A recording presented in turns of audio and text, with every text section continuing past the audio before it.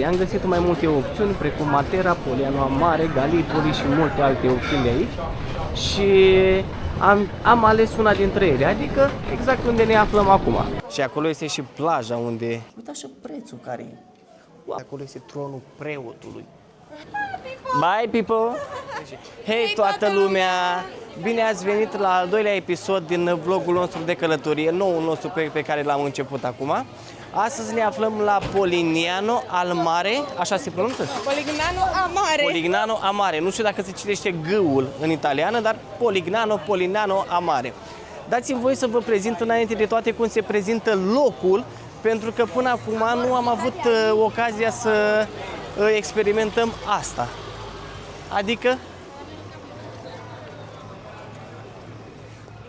este o piață superbă.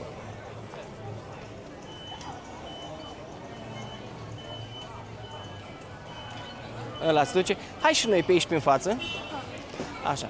Noi, sincer, acum mergem, nu știm exact unde, nu știu dacă avem o destinație clară, dar am văzut de pe, înainte să intrăm în centrul ăsta vechi, că este așa ca o explanadă de unde se vede marea de sus. Și noi acum ne îndreptăm către explanada respectivă pentru că vrem să vă arătăm și vouă cum se vede. Sincer, și noi suntem curioși pentru că nu am mai fost aici până acum, dar... Na, haideți să vedem împreună. Dar înainte de toate, uitați-vă pe ce străduție am intrat și unde suntem mai exact, pentru că și pentru noi este surpriză. Fiecare detaliu pe care îl vedem în jurul nostru este ceva nou. Wow, uite cât de frumos e făcută asta aici, în piatră. Sincer, nici eu nu știu unde ne aflăm. Chiar nu avem nicio idee unde ne aflăm acum, dar cu siguranță o să ieșim undeva, atâta timp cât găsim locul de parcare. Când ne întoarcem înapoi, pentru că cumva ne-am cam pierdut pe străduțile astea înguste pe aici. Am ajuns. Am ajuns? Da. Da. Nu o să vă arăt din prima, o să vă las în suspans. Nu o să vă fac vedere unde suntem până nu ajung exact la punctul culminant, locul cel mai frumos de aici. Wow, și un soare extraordinar care mi intră fix în ochi. Da. Stai așa ca să găsim un loc. Așa, dacă sunteți pregătiți, 2, 3 și...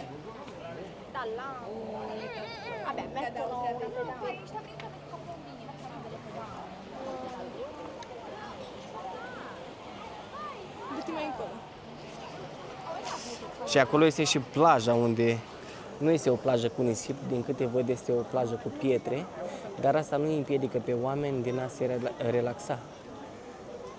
Îmi place că apa este foarte curată, îmi place cum se văd oameni în apă, îmi place cum se vede fundul apei, dar e frumoasă priveliștea în sine, pentru că dacă priviți în jurul nostru, este o combinație frumoasă de arhitectură și natură în același timp. Dar pe lângă asta, dacă te uiți în apă, sunt foarte multe pietre.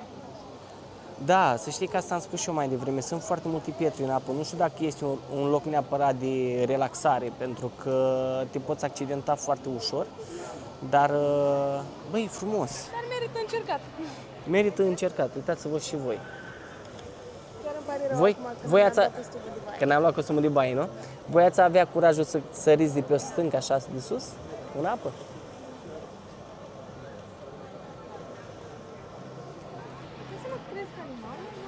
Da. Uite, mă refer la omul ăla, că are ochelari subacvate, știi? Care ochelari de apă? Da. Și se uită în dedesubt, nu? Da. În adâncuri. În adânc? Nu, cred că e foarte adânc. Cred maxim 2-3 metri. A, nu? A, da, uite. Da, el stă pe o stâncă acolo. Stați așa să vă arăt și vă, uite. De exemplu, eu omul ăla de acolo, nu știu dacă se vede bine, omul ăla stă pe o stâncă acolo, de fapt, și cred că apa este mult mai mare decât... Da, uite, că se dă de pe stânca aia. Mergem să mai... Că toți au aripieri din alea la picioare, niciunul nu e în picioarele goale? Da, se protejează cumva, datorită pietrilor, din cauza pietrilor, de fapt. Mergem să vedem ce mai e prin jur. Haideți să vedem ce mai este în jurul nostru, pentru că noi v-am arătat acum doar un loc din ce poate oferi acest orășel. Acest centru istoric situat deasupra unei ape.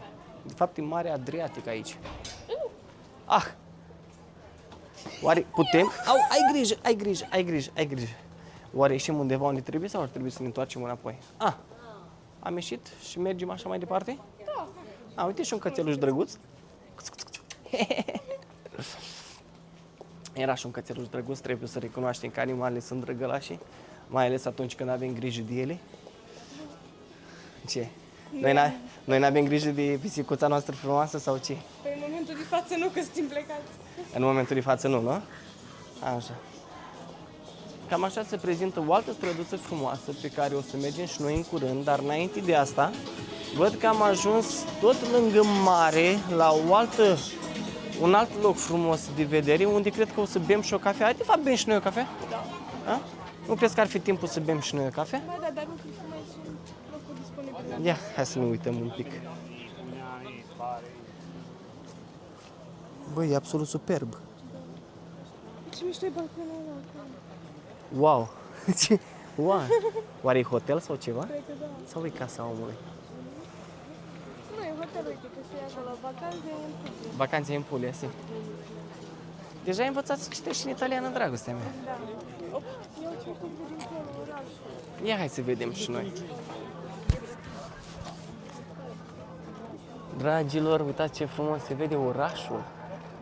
De fapt, dacă te uiți atent, orașul ăsta e construit pe o stâncă, pe marginea unei stânci. Și uitați și bărcile în jurul nostru ce e. Uite câți pești, negri. Și mari. Ăia sunt peștișori? Da, ia ce mare. Nu știu dacă îi vedeți de aici, dar ăia sunt peștișori. Cu ochiul liber se vede un pic mai bine față decât se vede pe cameră, dar sper că vedeți și voi destul de bine ce se află în jurul nostru, pentru că acesta este și motivul pentru care am venit aici, pentru a vă arăta și vouă unde suntem noi. Pentru că v-am promis că o să vă luăm într-o călătorie cu noi și ne ține de cuvânt. Iartă un pic, uite acolo este restaurantul acela pus în piatră. Doar că acum nu sunt luminile deschise și nu o să vadă prea bine. Acolo? Da. Acolo este un restaurant pus pe marginea... Da, tu vezi că dacă am venit la o plimbare, uite că sunt câteva, un fel de peșteri, un fel de grote unde se poate intra. intra. Dar nu, că aici să fac excursii, ar trebui să, să facem o rezervare, pentru că să fac excursii prin grote. Uite, de exemplu, cum sunt oamenii aceia care intră acum în... Ok. Așa. Nu știu exact unde te duci, pentru că nu știu denumirile, Da. dar intri prin grote, intri prin grote în general. Da, prin găurile alea. Da. Na. Uite, oamenii aceia stau și not acolo în larg, să cu bărcuță. Nu știu dacă vedeți de aici, dar oamenii într-adevăr, cred că sar de pe barcă în apă. Se relaxează, efectiv și-au închiriat o barcă și acum stă în larg. Da. Wow. Mergem să mai vedem? Da. Hai să mergem să mai vedem. Uite, Păi și oare... Should we just do and bring it home as a memory? No, thank you very much. We really appreciate. But exactly what to do? You take some photos. Yes. I understand. Thank you very much. Bye. Da, tocmai am fost întrebați de către cineva care face poze în zone de litoral dacă vrem noi să ne facă o poză și să ne o trimită acasă. Nu, să ne dea pe loc. Ne dă pe loc? Instant. Făcea poze instant, nu? Așa. Aparat foto din acela care faci poză instant și ți-o imprimează atunci pe loc, ca poză pe care o aveai în ca o mânuță. vedere, ca o amintire. Și era, da, așa, amintitică. Am înțeles. Bă, asta e foarte drăguț. Chiar îmi place că se întâmplă asta, da, asta așa este. Aici ce se întâmplă? Pentru că Italia rămâne tot Italia. Se può entrare poco? Sì, grazie. Pentru că Italia... Sono qui apposta, quindi Come? sono qui per questo motivo. Sì, quindi sì. Grazie. Noi facciamo come un video per YouTube, per questo si può... Va bene, dai. Va bene, ok. Grazie. Să știți că am întrebat prima dată dacă putem să facem un video și pentru că Italia rămâne tot Italia, suntem înconjurați de artă. Pentru că asta, dacă ne întoarcem undeva în anii 1500 la Leonardo da Vinci, uitați și prețul care e. Wow, destul de interesant. Băi, nu știu dacă este un preț mare pentru ceva lucrat manual. Voi ce spuneți? Este un preț mare pentru el? Bine sunt făcute Ia. pietrele. Măi, fiecare detaliu e lucrat, dacă te uiți, de fapt, e una poze soare și umbrele cum sunt făcute și tot. E ceva foarte interesant. Nu, încolo nu mai e nimic, am crezut și eu la fel. Așa, nu mai este nimica. Așa. Uite alea, că și asta e tot pictată. Tu dai seama? Da. Deci dacă te dai așa un pic mai în spate, pare efectiv poză. Dacă vă uitați, dacă vă uitați bine, imaginea de fapt tabloul pe care îl filmez acum, dacă te dai un pic mai în spate, bărcile parcă ies în relief, sunt cumva pictate în 3D. Atât de bine, nu? Da. Simți cumva că iese din cadru. Da, și pare Simți că e făcut o poză, efectiv, nu că e pictat. Da, Adică pare atât de real. atât de real. Băi, și eu... Uite-le, că efectiv zici că e poză. Da, da, chiar zici că e poză. Sì, grazie mille. Grazie a voi, ciao. Ciao, bellissimo. Să știți că prima dată am întrebat dacă putem filma înăuntru, pentru că, na, nu vrem să ne trezim după asta că, de ce ați filmat acolo? Nu știm dacă există probabilitatea ca video să fie văzut de proprietarul de acolo sau nu, sau artistul, cred că el era artistul, nu? Da. Uite, o altă parte interesantă a Italiei, pentru că asta o să le găsim peste tot, asta e Padre Pio Sant'Antonio. Asta o să le găsim la orice colț, la orice pas. După cum bine știți, Italia oricum este o țară foarte religioasă și am rămas fără cuvinte. Voiam să continui aici, dar am rămas fără cuvinte pentru că uitați cum arată străduța asta. Uitați cum arată aici.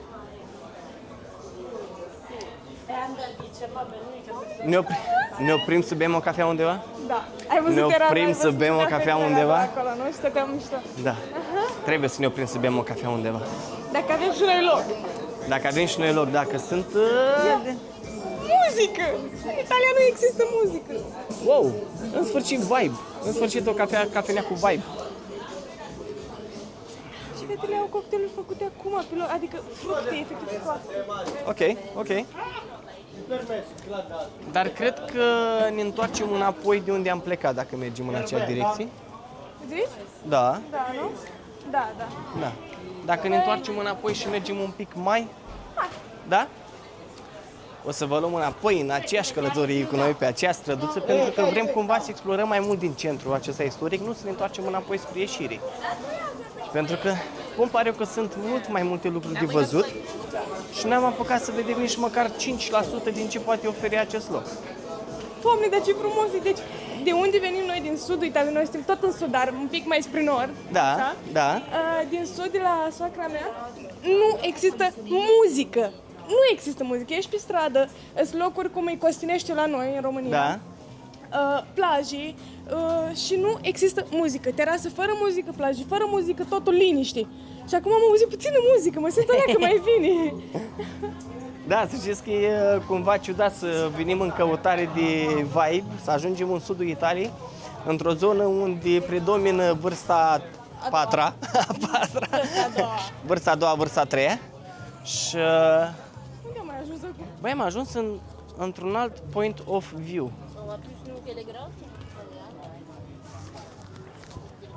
Uite o grotă jos.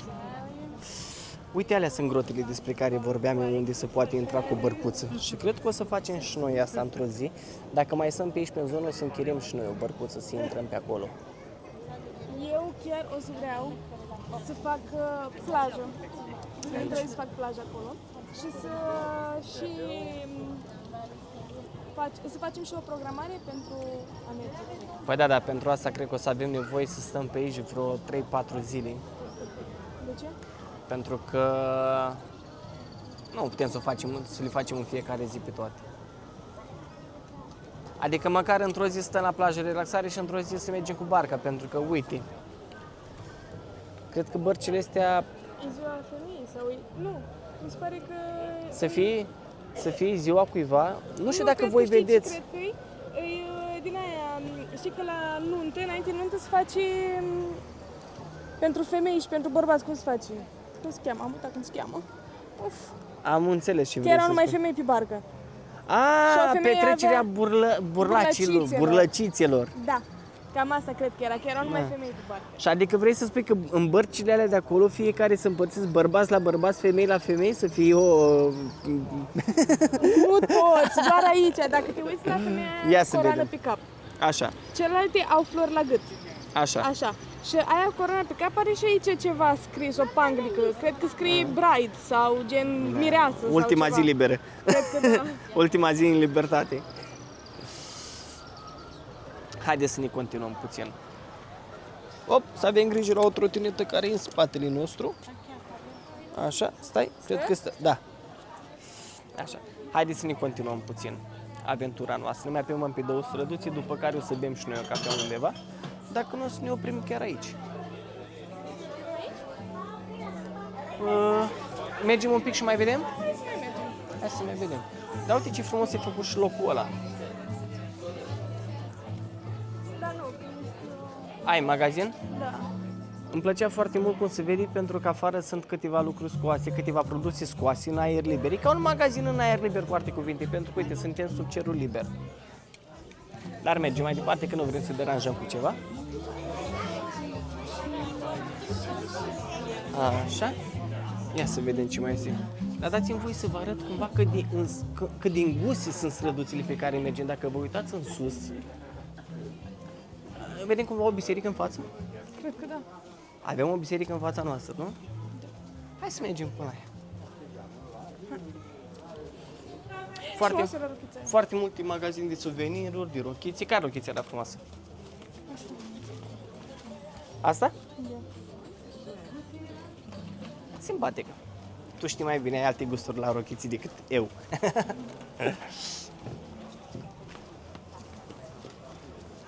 Așa. N-ai voie să filmezi. Cine zice? Are afiș, dar mai afiș. Are afiș că n-ai voie să filmezi?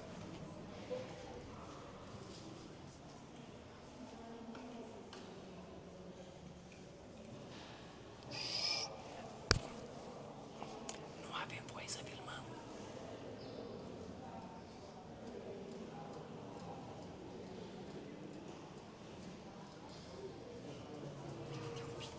Are preotul. Ce are? Tron. Ce tron are preotul? Care e tronul lui? Uite la de acolo. Ah, uite la de acolo. Uite la de acolo, vă arăt așa cu degetul și cum e frumos, dar ăla de acolo este tronul preotului. Haideți să mergem, că o să nu e așa în fața regelui. Mai mergem un pic? Frați. Hello? Yeah. No, thank you very much. Aha, pe călea la asta e și în România. Da, o știți pe aia care ține puțin papagalul, te costă 5 euro. Nu să cumperi papagalul, doar să-l atingi. Să-l țin un pic așa pe deget. Să-l ții un pic așa pe deget, asta așa e. Așa că, dragilor, băi, ce simpatică, nu e? Ia, hai să intrăm și noi leacă să vedem. Deci cam atât de simpatic se prezintă un loc de aici. Ceau! Am vrut să fiu și eu un pic respectuos. Eu vezi că e acvarul pe bune. Sincer, și eu am crezut că ăsta este acvariu pe bune, dar nu este, este doar o proiecție pe un perete. Dar îmi place foarte mult cum se prezintă stilul acestei cafenea. Uite și pași. Și aici Da. știi. Aici? E o bicicletă. Da, da? Stăm aici la o măsuță, nu? Nu, mai merg. Hai să mai mergem un pic.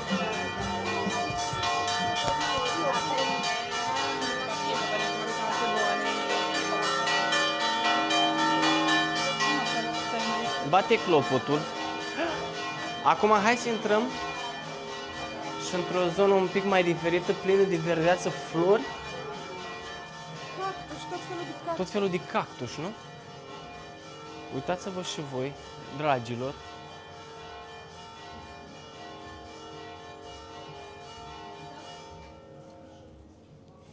Dacă mă vedeți că tac din gura, asta înseamnă că nu prea am cuvinte și nu prea știu ce să zic, pentru că și pentru mine e la fel de uimitor ca și pentru voi.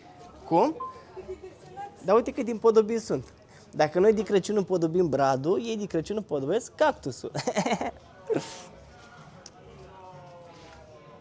Da. Relaxare aici între cactus. Chiar e relaxare între cactus. Hai să, Miros frumos. hai să nu ne înțepăm totuși. Și uitați și pe sus cum o decorat, cum o pus. Probabil când se lasă întunericul, instalația asta de lumină se aprinde și cred că formează un fel de vibe diferit. Un fel de vibe diferit. o să mergem mai departe, pentru că continuăm să ne plimbăm și să vă arătăm în același timp unde suntem. Ok? Treci mai repede? Da. Hai. Fac băiță poză de aia. Hai ca să facă acolo, bravo, ai dreptate. Cred că am ieșit din zona străduților înguste și am intrat într-o zonă de... Ce e acolo?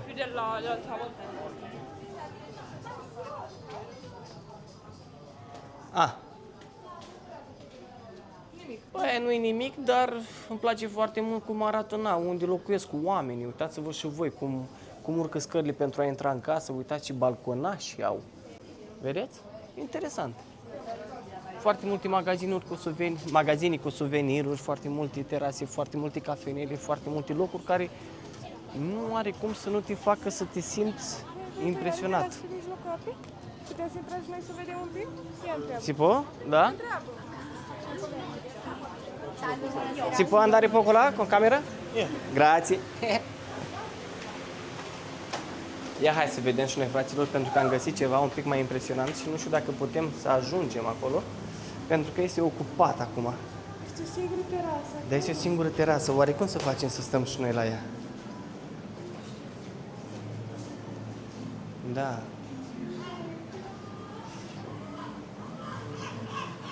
Hai să mai mergem și venim înapoi. Nu c'è un'altra così? No. E la un... One table for two people. One for two people, nu? Yeah. Ok. Deci e doar una pentru 2 oameni și momentan este ocupată. We're gonna come back a little bit later? Yeah. Yes?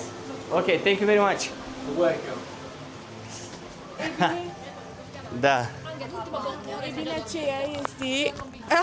Ei bine, aceea este una dintre cele mai frumoase experiențe pe care le-ai putea avea. De ce? Pentru că acolo ai face cel mai frumos date. Da, gata, sunt înscris în a o scoate la un date pe iubita mea. Acolo, astăzi. Cred că ar trebui să închid vlogul ăsta, să mă duc să stau acolo, să pândesc locul până se eliberează. Iubita, tu poți să mai plimbi în timpul ăsta. Mă sun tu? Ha? Mă sun tu? Te sun eu când e. Da, dar vezi că eu n-am cartelă de Italia. Lasă cât mă găsești tu pe mine. Mă găsești tu pe mine. Așa. Ne plimbăm în continuare printre oameni. Ne plimbăm în continuare printre străduții. Avem și un mic coafor, frizerii. După cum vă spuneam, uitați-vă și voi cum trebuie să urci ca să intri în casă. Vedeți, uite, scara de aici, urci până acolo sus și așa intră oamenii în casele lor, dacă vă puteți imagina. Și muzică peste tot, dacă vezi la fiecare bar se aude o muzică. Hai să mergem tot așa spre ea până încolo. Pe aia, A? nu mai e nimic încă. Nu mai e nimica? Și oare se întoarce una apoi pe o străduță de aia așa îngustă? Așa, încolo. Hai! Și ăsta e barul. Da, chiar se prezintă frumos barul. A, să mergem așa pe străduța asta, nu? Da. Hai! Dar nu știu dacă... Cică, Ia, hai pe acolo. iubita mea, cică a văzut o altă străduță mult mai interesantă mai încolo și haideți să o vedem împreună. Da. Dar crezi că mergem în direcția bună? De fapt, 3 ore de când n-am băut nimic. de fapt, fraților, nu știu dacă, dragilor, nu știu dacă există o direcție potrivită atunci când nu știi unde te duci. Noi suntem acum în explorare și pentru noi mergem unde vedem cu ochii, unde se aude puțină muzică, unde putem să bem o cafea, o apă. Da, asta au zis, cred că de un sfert de oră. Eu tot am așteptat. Uite ce frumos se vede. Uitați-vă și voi. Aici nu mai zic. Dacă ieșim pe străduța aia acolo? Sau să mergem sus aici? Nu știu. Deci nu știu. Mă crezi că eu nu mai pot de sete. Hai să ne oprim undeva. Ne oprim undeva? Ha! Ia ține puțin camera ta. Așa. Bă, cred că a venit timpul să ne oprim și noi undeva până la urmă. Haideți să căutăm împreună un loc unde să ne oprim.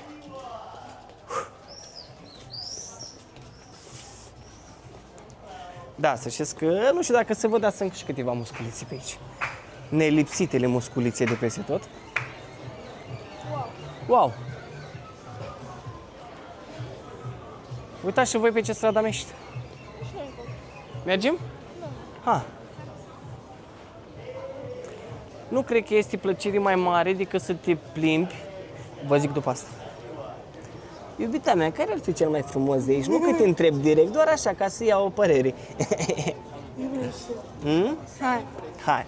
Asta trebuie să fie alegerea ta, nu a mea. Trebuie să fie alegerea mea, nu? Da. Și dacă într-o zi o să vin la tine cu unul care nu o să-ți placă, ce o să faci? O să zic nu. O să zici nu. Da, uite, cățălă. Cățălic! Ia! Țățălic, țățălic, ia-te! Știu că rasa asta de câini, de fapt, este ea care fac hot dogi. Da, care are mama acasă, exact. Da. Pippo. A? Name Pippo. Pipo? Pipo, Pipo! Pipo. Și că numele lui este Pipo. Pipo. Bye, Pipo!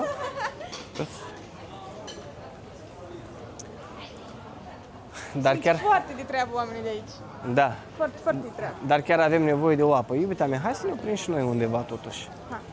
Tu ce spui? Ar fi o idee bună? Eu nu știam când mai spui asta. Hai să vedem un loc interesant pentru noi unde să ne oprim. Hai să vă arătăm și vouă, de fapt, pe unde suntem. Dacă am fi live acum, v-am întrebat pe voi unde să ne oprim. Dar chiar așa, dacă vedeți ceva frumos, spuneți-ne și poate venim data viitoare. Sau puteți veni chiar și voi. Acum că vedeți unde suntem. Nu? Da, Da. nu mai pot diseti. Nici eu nu mai pot diseti. Eu vreau totuși o cafenea, nu vreau neapărat un restaurant. Ți-e foame acum? Nu. Pe nici mie nu mi fac. Uite asta, aici, uite pe dreapta, uite, e cocktail bar and food, da. Cred că o să stăm aici. Ceva ce n-are alcool? A? Ceva ce n-are alcool?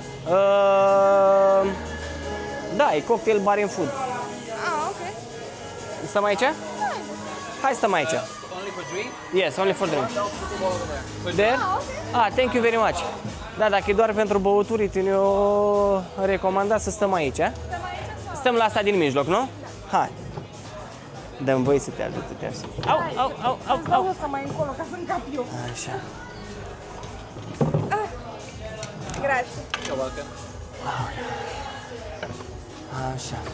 Luăm o mică pauză? Eu tocmai ce am spus grație, ca să vorbesc și eu italiană și domnul meu zis, you're welcome. Au văzut că nu sunt italiană. Cred că nu a fost Italiancă. Cred că nu a fost grații cu accentul ăla care trebuia. Dar o să luăm și noi o pauză acum de la filmat. Probabil o să vă arătăm ce am comandat și o să revenim după asta, da? Doar alcool? Hai, nu, serios. Ia să-ți așa să te uităm un pic.